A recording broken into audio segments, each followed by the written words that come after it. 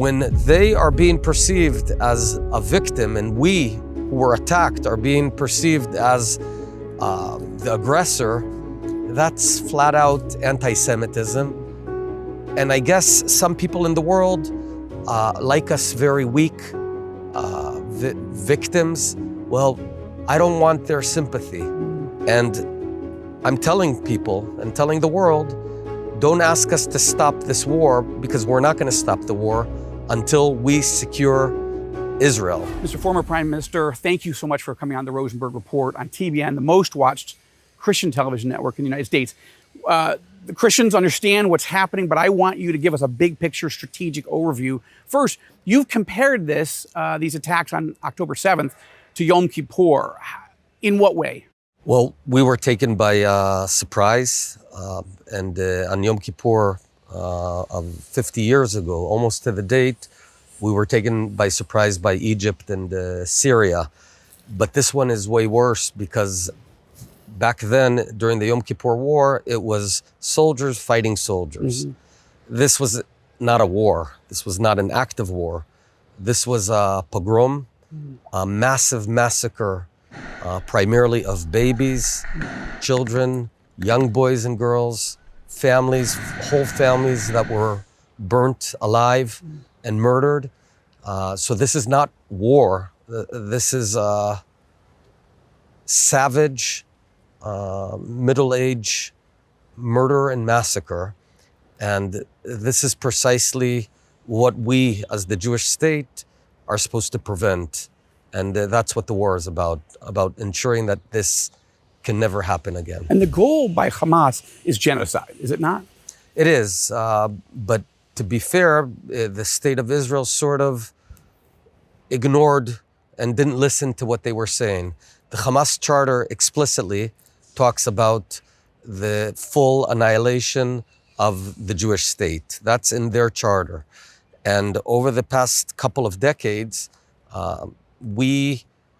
because we're a nation of optimism and life, and just a wonderful and growing peace treaties all over. Yeah, so we sort of repressed the thoughts about Hamas, but we didn't realize that day after day they were building a massive murder machine to kill babies, children, rape women, tear babies out of their stomachs.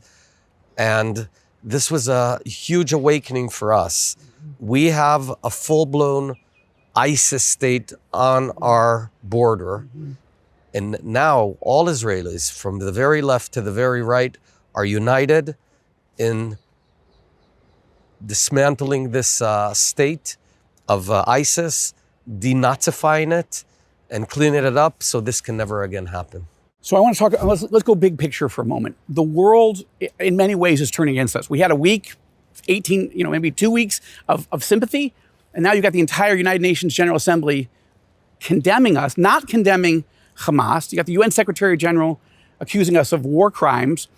And you got President Putin inviting senior Iranian and Hamas officials to Moscow. What do you make of this?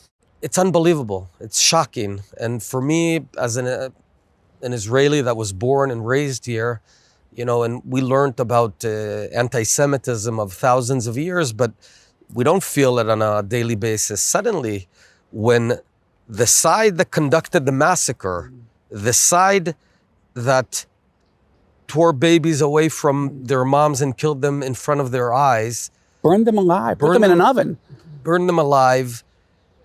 When they are being perceived as a victim and we who were attacked are being perceived as the aggressor, that's flat out anti-Semitism.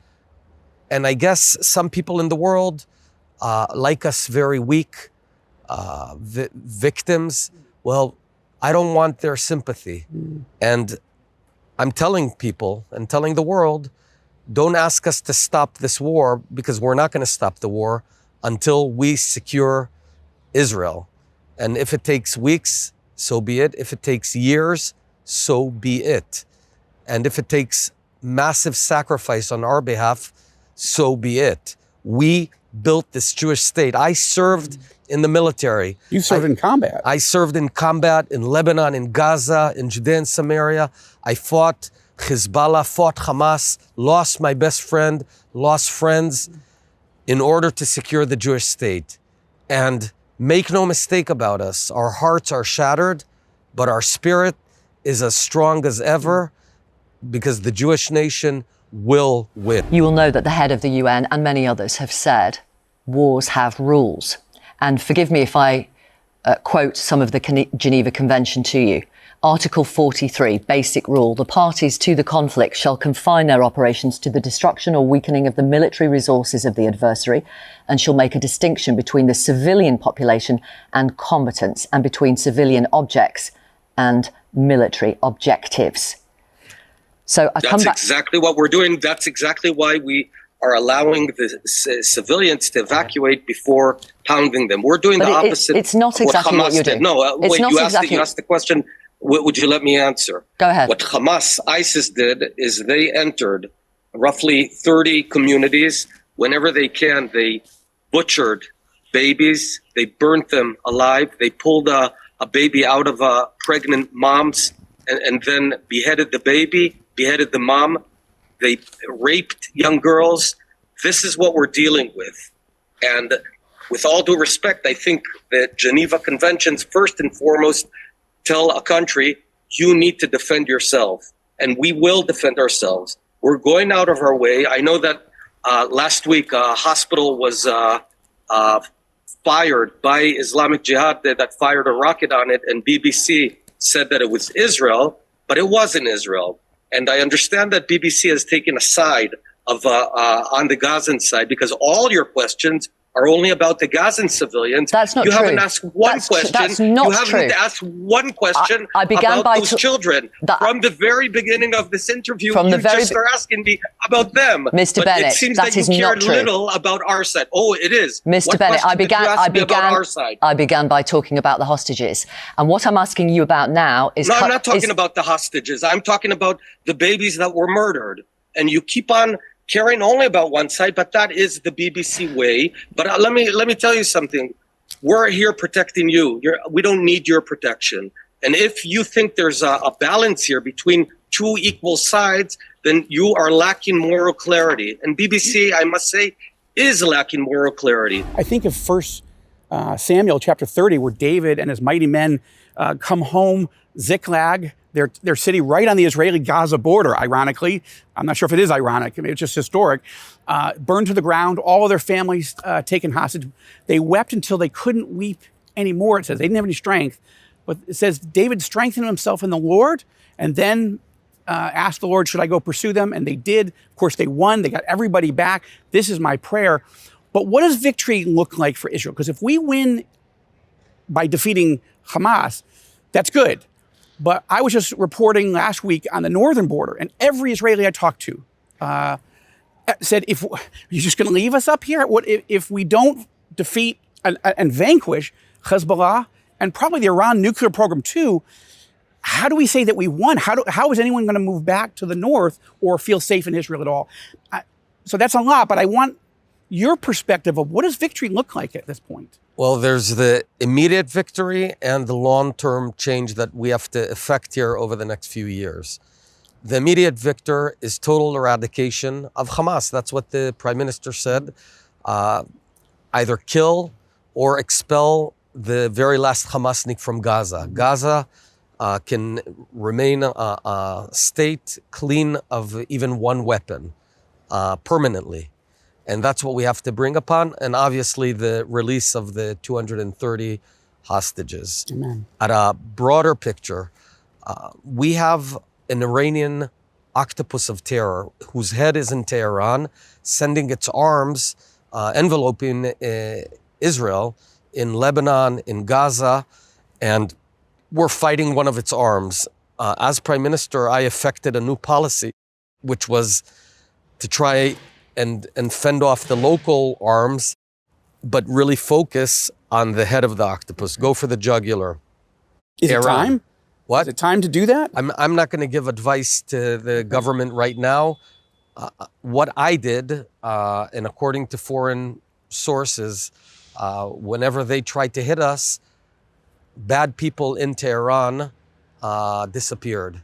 And that's how we should be. We should be on the aggressive side, on the offensive, not waiting to be hit and reactive, but proactive of weakening that terror octopus from its head and ultimately destroying it. Last question, and I appreciate your time, Mr. Former Prime Minister.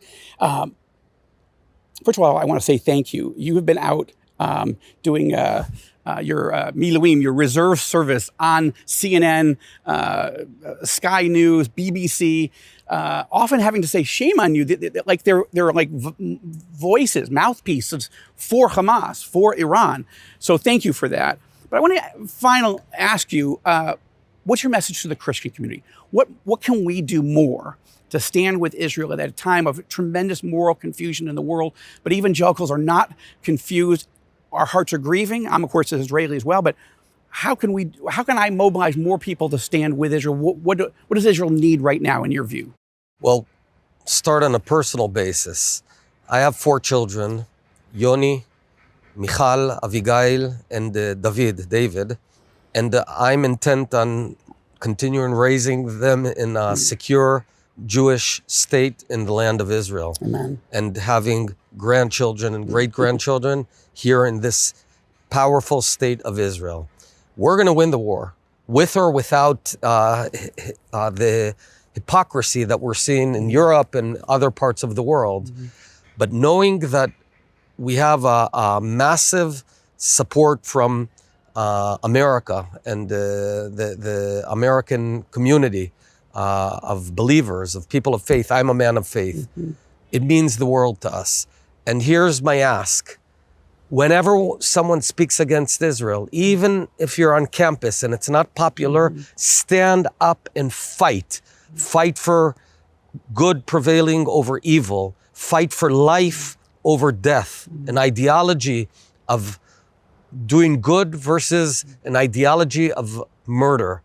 And I can guarantee you that the Jewish state is here to stay. And I just want to thank the great people of the United States of America. Well, you're welcome. And I hope that the national leadership here will call for a national day of prayer. We're certainly mobilizing people to pray all over the world.